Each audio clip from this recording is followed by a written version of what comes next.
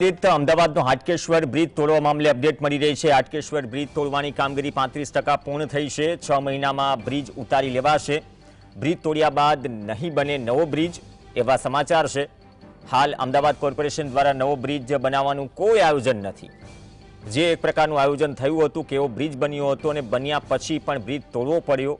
આ બ્રિજ રાષ્ટ્રીય સ્તરે ચર્ચામાં રહ્યો। હવે આ બ્રિજ તો તૂટી જશે, પણ બ્રિજ બન્યો એ દરમિયાન જે લોકોએ હાલાકી વેઠી, તૂટી રહ્યો છે એ દરમિયાન લોકો હાલાકી વેઠી રહ્યા છે।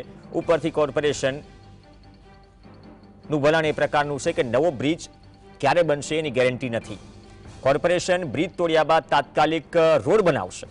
જે ટ્રાફિકના નિયંત્રણ માટે રોડના જગ્યાએ બ્રિજ બનાવવામાં આવ્યો, ત્યાં હવે કરોડોના ખર્ચ પછી આ બ્રિજ તોડવામાં આવે છે અને હવે અહીંયા રોડ બનાવાશે। મહિને જ હાટકેશ્વર બ્રિજનો ઓક્ટોબર મહિનાની અંદર વર્ક ઓર્ડર આપવામાં આવ્યો। 30% જેટલી એની કામગીરી પૂર્ણ થઈ છે।